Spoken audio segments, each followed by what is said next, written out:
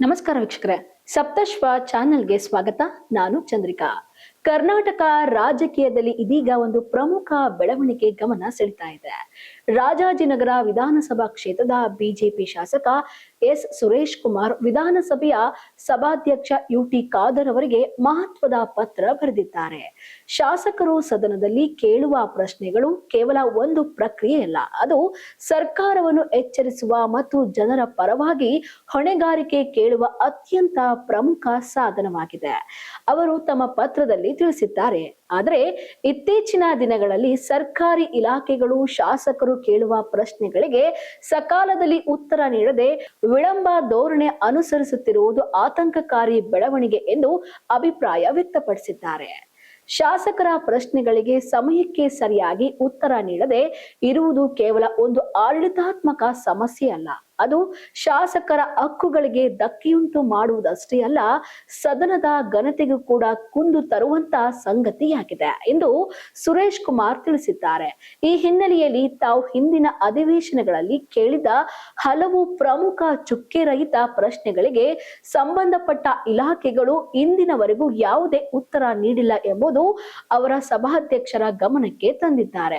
ಈ ಹಿನ್ನೆಲೆಯಲ್ಲಿ ತಾವು ಹಿಂದಿನ ಅಧಿವೇಶನಗಳಲ್ಲಿ ಕೇಳಿದ ಹಲವು ಪ್ರಮುಖ ಚುಕ್ಕೆ ರಹಿತ ಪ್ರಶ್ನೆಗಳಿಗೆ ಸಂಬಂಧಪಟ್ಟ ಇಲಾಖೆಗಳು ಇಂದಿನವರೆಗೂ ಯಾವುದೇ ಉತ್ತರ ನೀಡಿಲ್ಲ ಎಂಬುದನ್ನು ಸಭಾಧ್ಯಕ್ಷರ ಗಮನಕ್ಕೆ ತಂದಿದ್ದಾರೆ.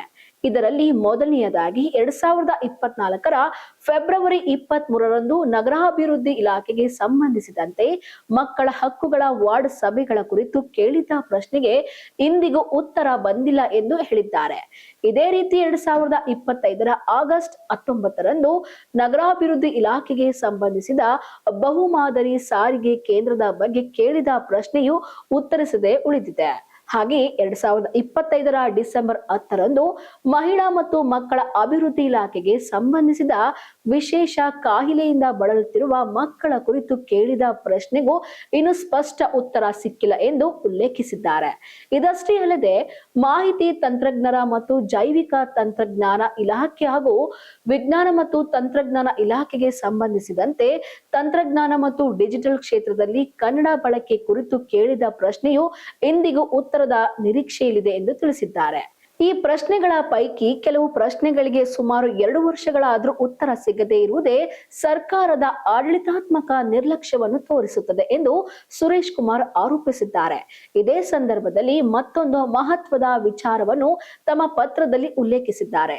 ಓರ್ವ ಶಾಸಕರಾಗಿ ತಮ್ಮ ಕ್ಷೇತ್ರದ ಹಾಗೂ ರಾಜ್ಯದ ಹಲವು ಜ್ವಾಲಾಂತ ಸಮಸ್ಯೆಗಳ ಕುರಿತು ಅನೇಕ ಬಾರಿ ಮುಖ್ಯಮಂತ್ರಿಗಳಿಗೆ, ಉಪಮುಖ್ಯಮಂತ್ರಿಗಳಿಗೆ, ಗೃಹ ಸಚಿವರಿಗೆ ಮತ್ತು ವಿವಿಧ ಇಲಾಖೆಗಳ ಅಧಿಕಾರಿಗಳಿಗೆ ಪತ್ರಗಳನ್ನು ಬರೆದಿದ್ದರೂ ಇದುವರೆಗೂ ಯಾವುದೇ ಪ್ರತಿಕ್ರಿಯೆ ಬಂದಿಲ್ಲ ಎಂದು ಅವರು ತಿಳಿಸಿದ್ದಾರೆ. ಶಾಸಕರಾಗಿ ತಮ್ಮ ಕ್ಷೇತ್ರದ ಜನರ ಸಮಸ್ಯೆಗಳಿಗೆ ಸ್ಪಂದಿಸುವುದು ಹಾಗೂ ಅವರಿಗೆ ಉತ್ತರದಾಯಿಯಾಗಿರುವುದು ತಮ್ಮ ಪ್ರಾಥಮಿಕ ಕರ್ತವ್ಯ ಎಂದು ಸುರೇಶ್ ಕುಮಾರ್ ಹೇಳಿದ್ದಾರೆ. ಆದರೆ ಸರ್ಕಾರದಿಂದ ಈ ರೀತಿ ನಿರಂತರವಾಗಿ ಮಾಹಿತಿ ದೊರೆಯದಿದ್ದರೆ ಮತ್ತು ಪತ್ರಗಳಿಗೆ ಪ್ರತಿಕ್ರಿಯೆ ಬರದೇ ಇದ್ದರೆ ತಮ್ಮ ಕರ್ತವ್ಯ ನಿರ್ವಹಣೆ ಕಷ್ಟವಾಗುತ್ತದೆ ಎಂದು ಅಭಿಪ್ರಾಯಪಟ್ಟಿದ್ದಾರೆ. ಇದು ಕೇವಲ ಒಬ್ಬ ಶಾಸಕರ ಸಮಸ್ಯೆಯಲ್ಲ, ಜನರ ಪರವಾಗಿ ಕೇಳುವ ಪ್ರಶ್ನೆಗಳನ್ನೇ ನಿರ್ಲಕ್ಷ್ಯ ಮಾಡುವಂತಹ ಪರಿಸ್ಥಿತಿ ಉಂಟಾದರೆ ಅದು ಪ್ರಜಾಪ್ರಭುತ್ವದ ವ್ಯವಸ್ಥೆ ಅಪಚಾರವಾಗುತ್ತದೆ ಎಂದು ಎಚ್ಚರಿಕೆ ನೀಡಿದ್ದಾರೆ.